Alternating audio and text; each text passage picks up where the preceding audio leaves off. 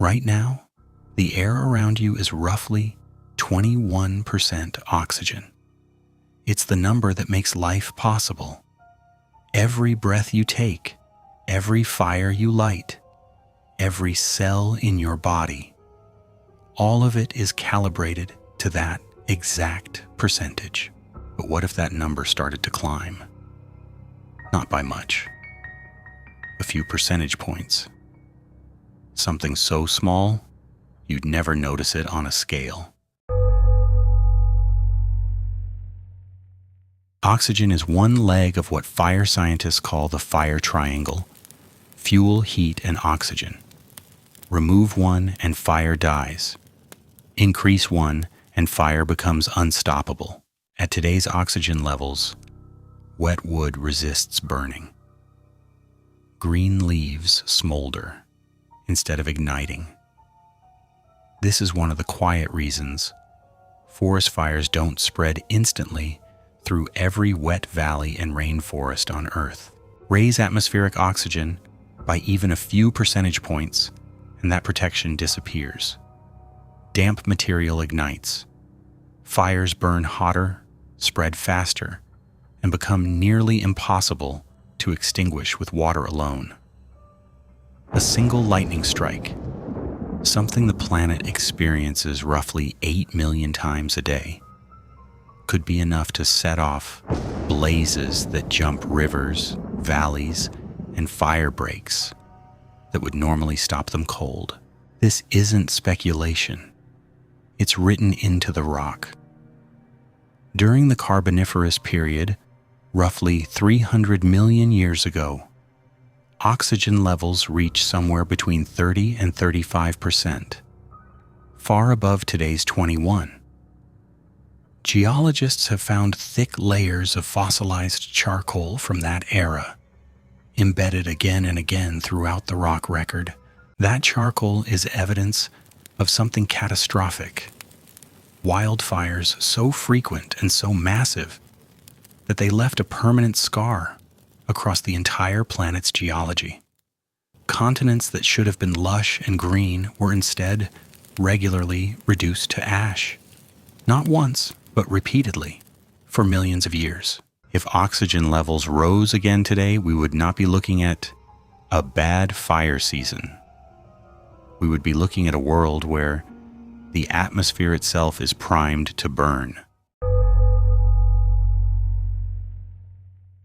There's a reason nothing on Earth looks quite like the creatures that lived during the high oxygen Carboniferous period, and it starts with something as small as an insect's breathing tube. Insects don't have lungs. They breathe through a network of tiny tubes called tracheae, which carry oxygen directly into their tissues. This system works well, but it has a hard limit. Push an insect's body past a certain size, and its tracheae simply can't deliver enough oxygen to keep the tissue alive. That limit is why, today, you'll never see a spider the size of a dog or a dragonfly with the wingspan of a hawk, unless the air itself changes. When oxygen concentrations rise, that biological ceiling lifts. During the Carboniferous, this produced Meganeura, a dragonfly-like predator with a wingspan of up to 70 centimeters, nearly 2.5 feet across. Imagine something with the wingspan of a hawk, except it's an insect, and it hunts other flying creatures out of the air. It gets worse.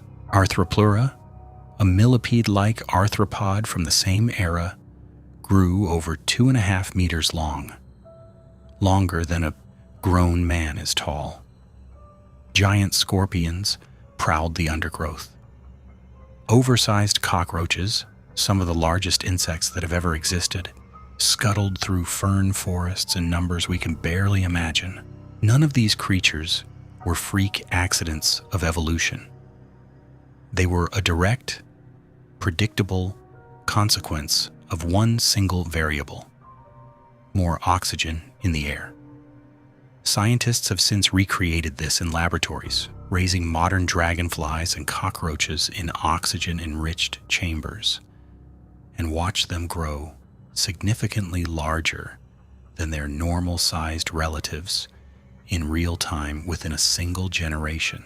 Which means the horror isn't hypothetical, it's reproducible.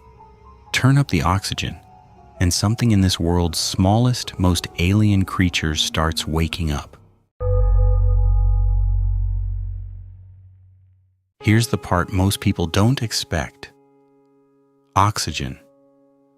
The very thing keeping you alive, right now, is also a poison.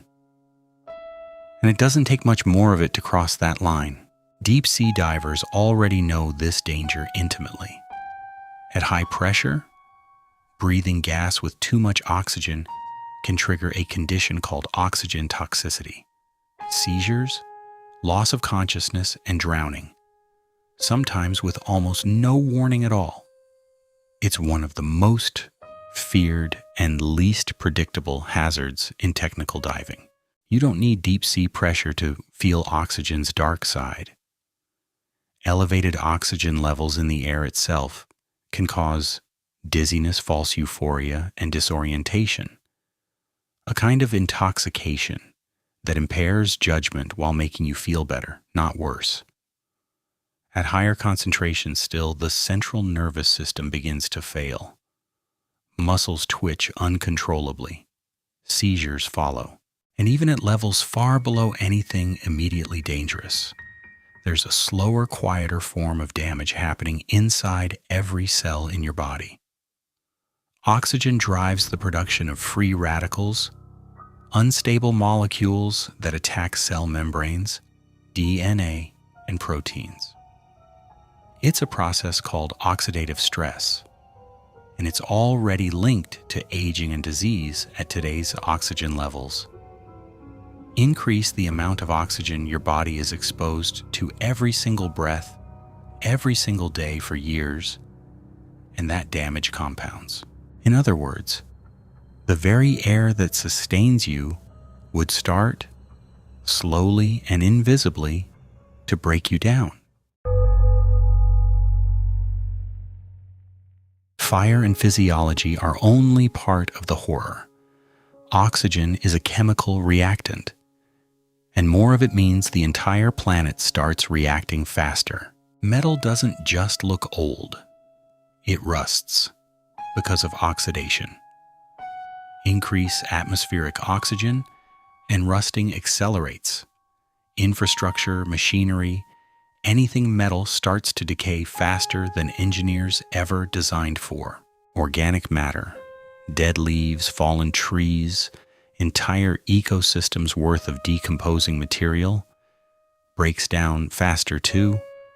That sounds harmless until you realize what it does to the carbon cycle. Forests that should be locking carbon away in soil and biomass instead release it back into the atmosphere at an accelerated rate, destabilizing a balance the entire planet's climate depends on. Meanwhile, plants that evolved for today's atmosphere face their own crisis. Oxidative stress doesn't just harm animals. Elevated oxygen can damage plant tissue directly, disrupting photosynthesis and growth. The very organisms responsible for producing the air we breathe would themselves begin to suffer from an excess of their own output. Add gigantic new predators into this unstable mix. Oversized insects and arthropods with no natural competition. And you have the ingredients for total ecological breakdown. Food chains built over millions of years, rewritten in a single geological instant.